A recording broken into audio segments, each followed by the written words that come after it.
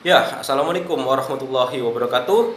Perkenalkan, saya Rino Dwi Prasetya Putra, mahasiswa Universitas Muhammadiyah Jember, Fakultas Pertanian, Program Studi Agribisnis. Ya, kali ini saya akan mempresentasikan tugas mata kuliah Ketahanan Pangan yang diampu oleh Ibu Fevi Nurdiana Wijayanti, SPMP, yang berjudul Ketahanan Pangan di Indonesia. Yuk, kita simak presentasi saya berikut ini.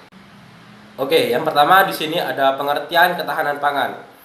Apa itu ketahanan pangan? Ya, ketahanan pangan yaitu tidak lepas dari Undang-Undang Nomor 18 Tahun 2012 tentang pangan.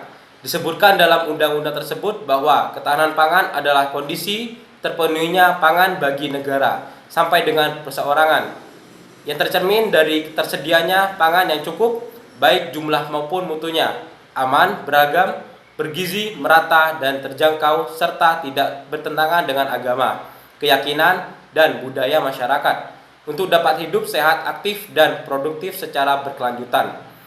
Kemudian pengertian pangan itu sendiri yaitu pangan merupakan kebutuhan dasar utama bagi manusia yang harus dipenuhi setiap saat.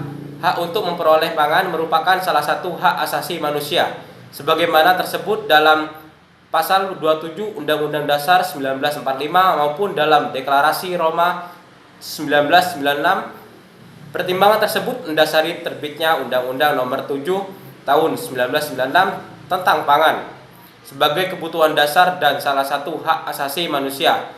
Pangan mempunyai arti dan peran yang sangat penting bagi kehidupan suatu bangsa. Ketersediaan pangan yang lebih kecil dibandingkan kebutuhannya dapat menciptakan ketidakstabilan ekonomi, berbagai gejolak sosial dan politik dapat juga terjadi jika ketahanan pangan terganggu. Kondisi pangan yang kritis ini bahkan dapat membahayakan stabilitas ekonomi dan stabilitas nasional. Oke, selanjutnya ada tujuan pembangunan ketahanan pangan. Tujuan pembangunan ketahanan pangan adalah mencapai ketahanan dalam bidang pangan dalam kondisi terpenuhinya pangan bagi setiap rumah tangga dari produksi pangan nasional yang tercermin dari tersedianya pangan yang cukup, jumlah dan mutu aman, merata, dan terjangkau seperti diamanatkan dalam Undang-Undang Pangan. Ya, kemudian ada strategi dalam upaya pembangunan ketahanan pangan. Strategi yang dikembangkan dalam upaya pembangunan ketahanan pangan adalah sebagai berikut, yaitu yang pertama ada peningkatan kapasitas produksi pangan nasional secara berkelanjutan, minimum setara dengan laju pertumbuhan penduduk melalui intensifikasi, ekstensifikasi, dan diversifikasi.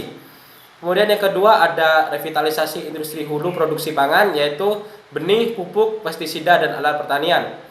Kemudian yang ketiga revitalisasi industri pasca panen dan pengolahan pangan.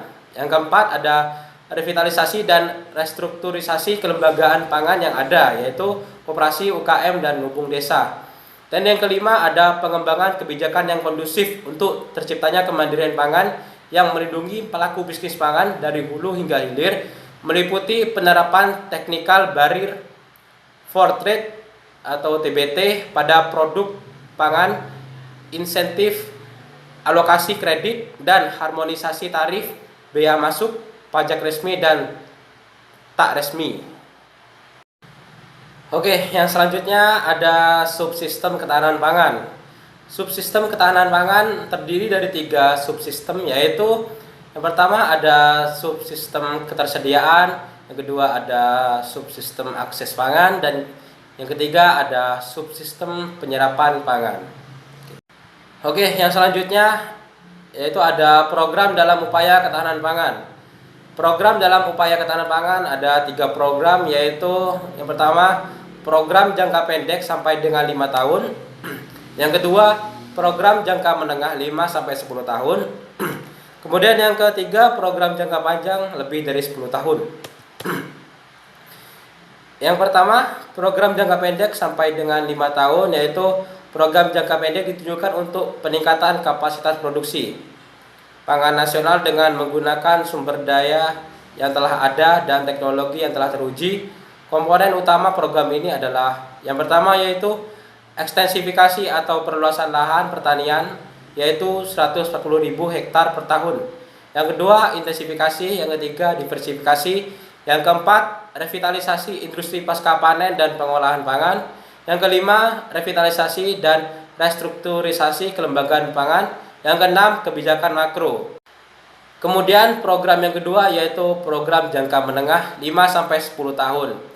Yaitu yang pertama, perbaikan undang-undang tanah pertanian termasuk di dalamnya pengaturan luasan lahan pertanian yang dimiliki oleh petani, pemilikan lahan pertanian oleh bukan petani, sistem bawon atau pembagian keuntungan pemilik dan penggarap dan sebagainya.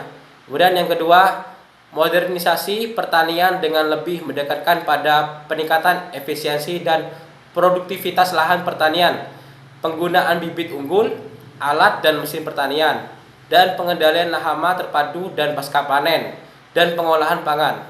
Kemudian yang ketiga, pengembangan jaringan dan sistem informasi antar instansi lembaga yang terkait dalam bidang pangan serta pola kemitraan bisnis pangan yang berkeadilan. Kemudian yang keempat, pengembangan prasarana dan sarana jalan pertanian agar aktivitas kegiatan pertanian lebih dinamis. Ya, kemudian program yang ketiga yaitu ada program jangka panjang lebih dari 10 tahun, yaitu yang pertama ada konsolidasi lahan agar lahan pertanian dapat dikelola lebih efisien dan efektif karena masuknya peralatan mesin menggiatkan aktivitas ekonomi dan pedesaan. Dan yang kedua ada perluasan pemilikan lahan pertanian oleh petani. Baik, sekian dari saya, kurang lebihnya mohon maaf. Wassalamualaikum warahmatullahi wabarakatuh.